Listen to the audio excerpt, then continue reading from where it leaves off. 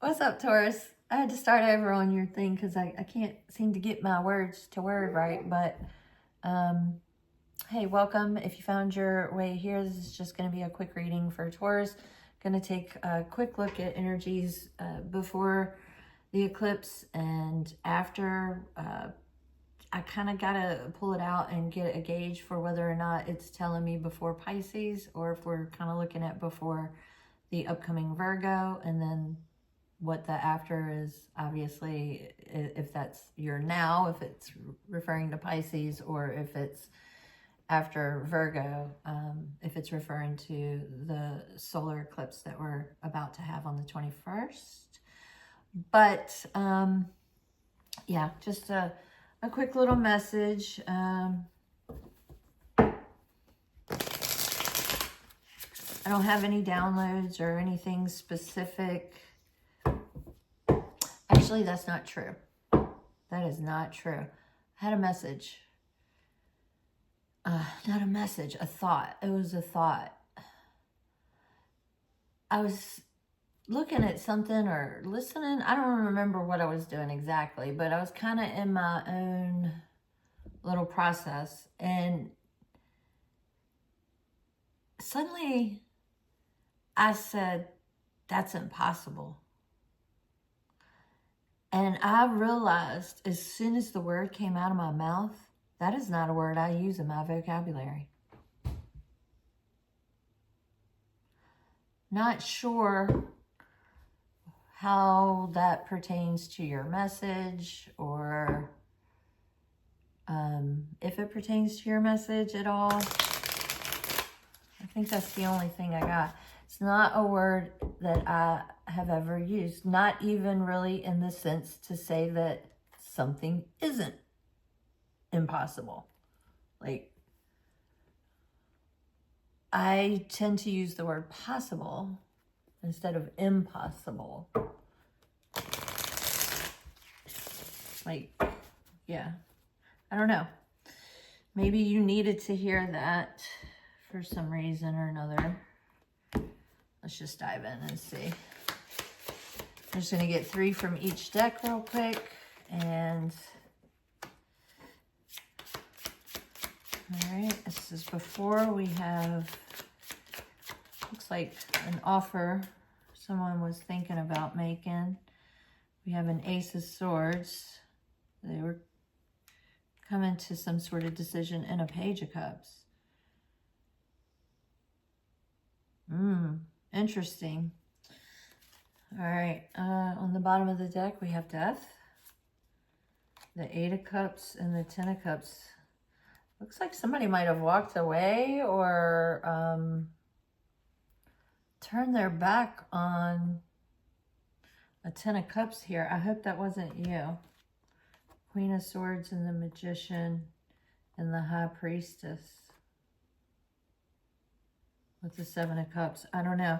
It looks like whoever it was, they didn't realize what they had. I'll just say that. Maybe this is one of the, sometimes we don't realize what we have until it's gone kind of energy. I don't know if, I'm trying to stick to reading your energy and not someone else's. That's the intent that I set. So it's kind of what I'm seeing here. It looks like somebody was delayed on making a decision for some reason, or reluctant to choose love. And it looks like it might have walked out of the scenario. Please only take this if it resonates.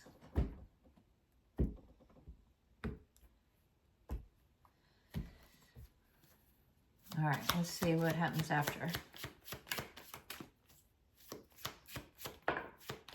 We have the Wheel of Fortune. I like that. There's definitely a change. And the Lovers. Okay. And we have the 8 of Wands. So we have the Wheel of Fortune. The Lovers. They're wearing clothes. Don't worry. And the 8 of Wands. Oh, and on the bottom of the deck, the 6 of Wands the Knight of Wands. Look at this. I don't know what is changing in the before and after for you, but it looks great. It looks like it's going to come together. It looks like it took losing. This is a classic scenario of realizing what you had once it's gone, is what I'm getting here. I'm not even going to read into that too much more. Oh, actually, realizing what you had once it's gone and then taking action to correct it. There's action here.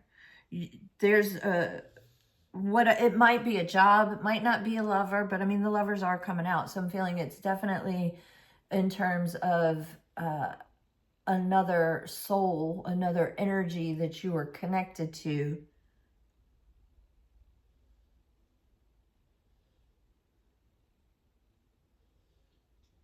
Whether it was love, work, family.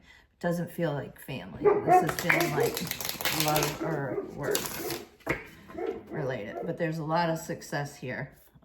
And it looks like a very, I mean, look at that embrace. You know? That looks good. It looks like it might come in quick too. Eclipse energy is quick energy. You know, and the eclipse is being opposed by Saturn and Neptune, I want to say. But yeah, we're just going to, I know it's being eclipsed by Saturn, which is slow energy, but eclipse energy is fast. So, and this looks extremely fast. What do we have? We have blue co-host.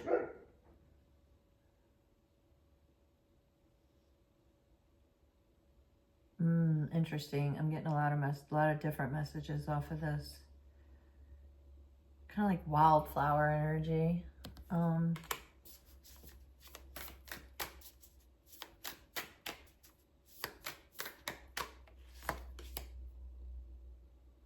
Angelica.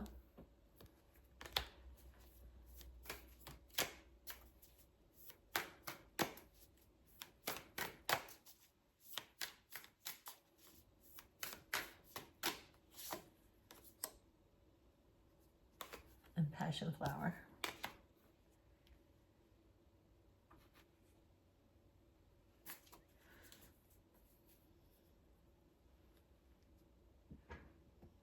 Nine, 11, and 3, which is 23, which is 5, which shows me challenges.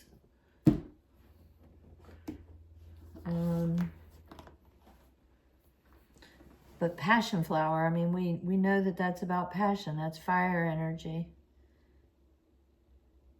This Angelica and blue co-host, this is air energy. Air and fire. You could be dealing with an air or fire sign. Let's look at, I want to look at the blue co-host. Card number 54.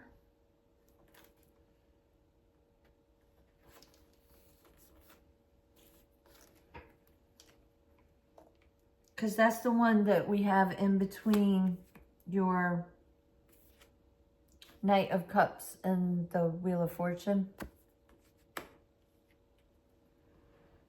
The time loosener. Okay, here we go. Here.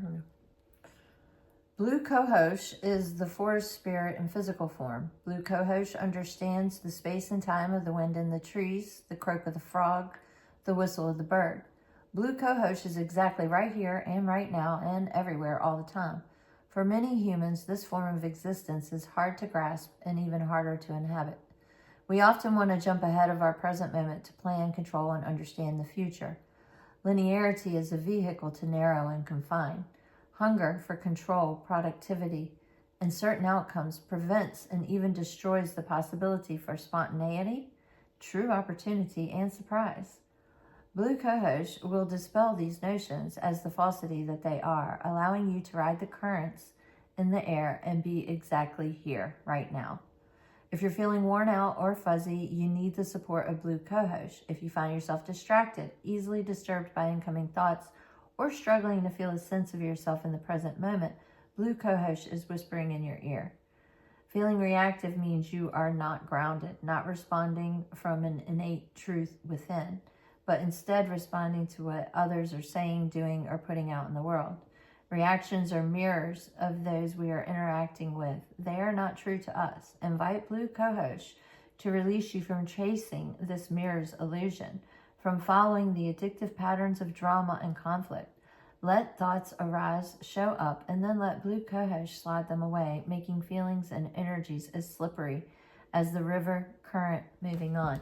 It's exactly what I was saying. It's like, let go, and that's what's happening here. It's a sense of letting something go, and if it comes back to you, it's yours.